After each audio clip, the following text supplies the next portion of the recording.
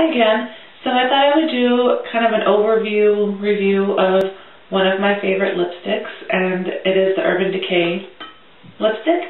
These retail for $22, and you can find these at urbandecay.com, Sephora, Sephora.com, Ulta, Ulta.com, and some Macy's also have a selection of Urban Decay as well, and I'm sure there's other places I didn't mention, but yeah. So they're $22 for this kind of cool, I guess, lipstick packaging with a little dagger. I'm sure everybody's seen these before.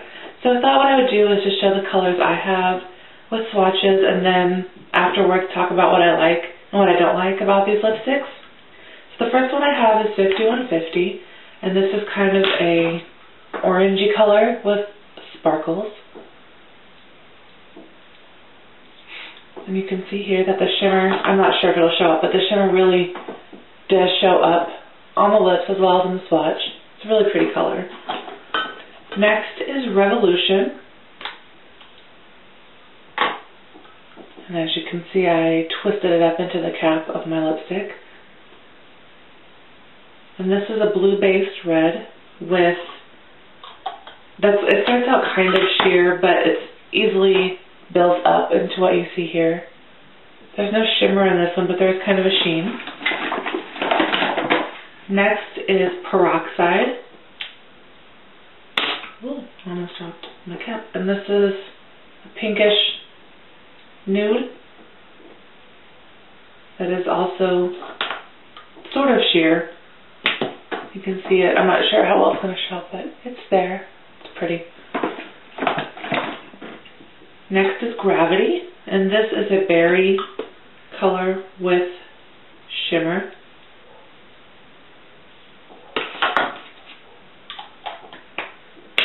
That's here. I really like Gravity. Next is Buzzkill. And this is a berry with kind of a glossy finish. And that's up there. A couple more. Jailbait. This is the first one I ever got. So you can see it's been used quite a bit. I'll have to put it off to the side a little bit. And this is, I don't know, kind of more of a browny, orangey, nude color. There's some shimmer in there. More of a flesh tone color. Oh, I have two more instead of one more like I thought. This is Rush. And Rush is a really pretty matte kind of purpley pink.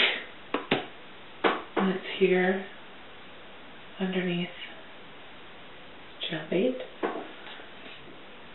Last is Love Child.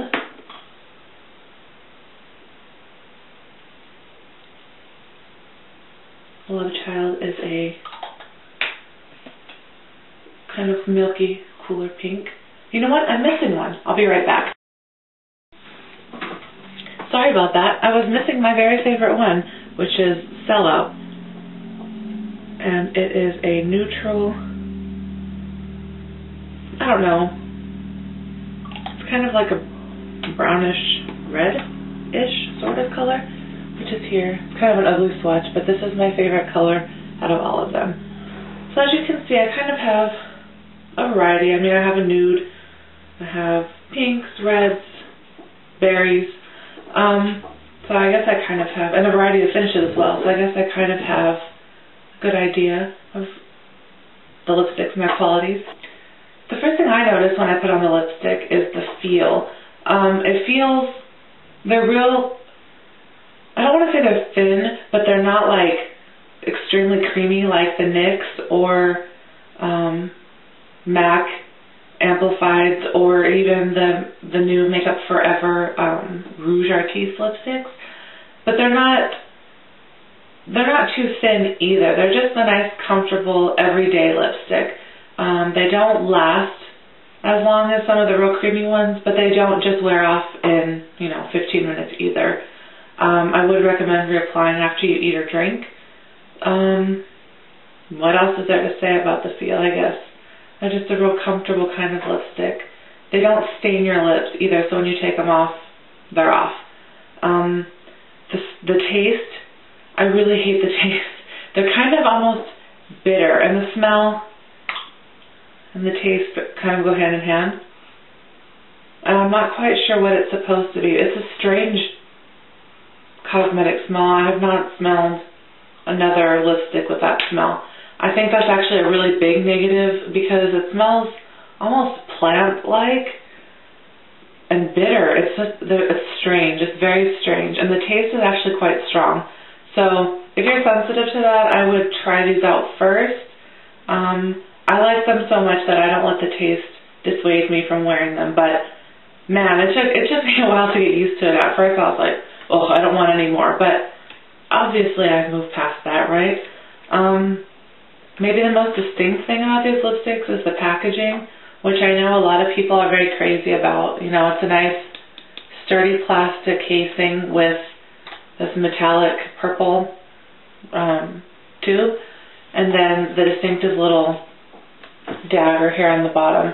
Personally, I don't like this packaging. I don't mind this kind of gaudy tube, but this dagger, it's so stupid.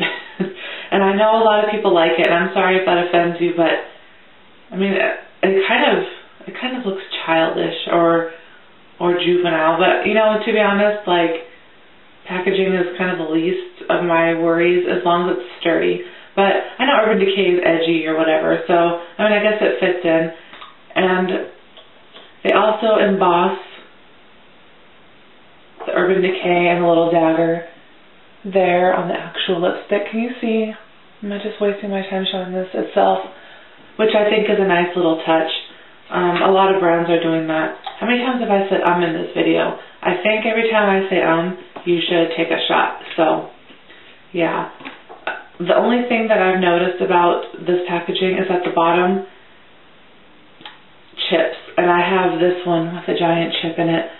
And I've seen some other people's who've had chips in this bottom. So I guess be careful with that.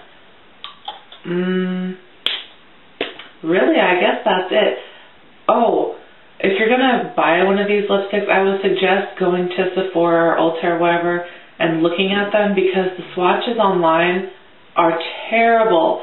They're almost as bad as, like, oh, there, now I dropped it. I probably chipped it. They're almost as bad as, like, the NYX swatches, which are kind of notorious.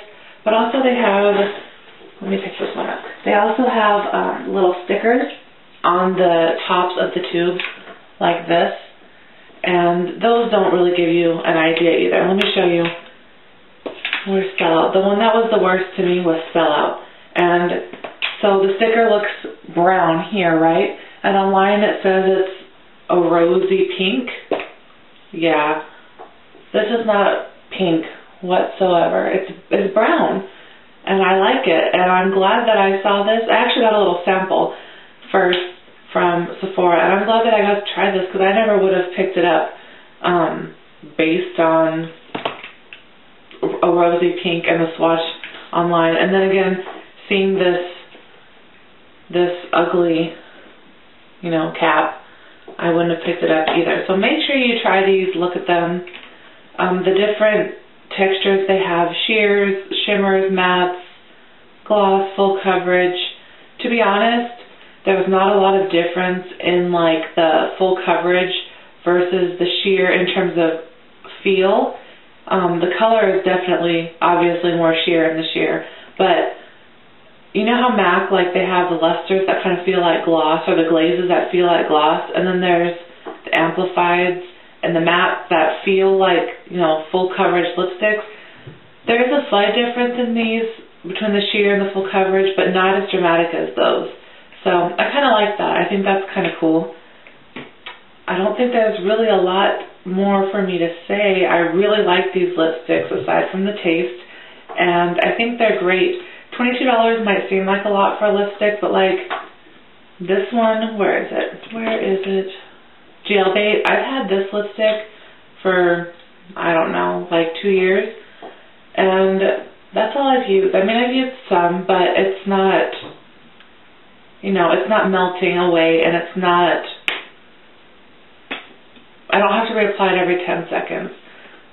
Another thing, just before I forget to say it, some people say they find these drying.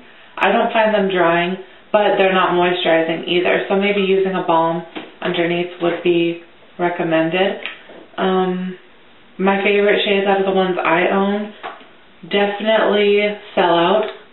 I think everybody should have Sellout. It's just such a pretty, different kind of neutral. And I wear this to work a lot. So there's your shot. Where is it? Rush, which is just a real pretty neutral pink. And Gravity. Where's Gravity? This one. I looked around a lot for this one. It's that really pretty berry. I like this one a lot. It's so pretty. I also really like 5150, that kind of orangey one. I like that one a lot. Super pretty. So, yeah, if you have any questions or comments, or if you would like a review on any specific color, please let me know, and thanks for watching.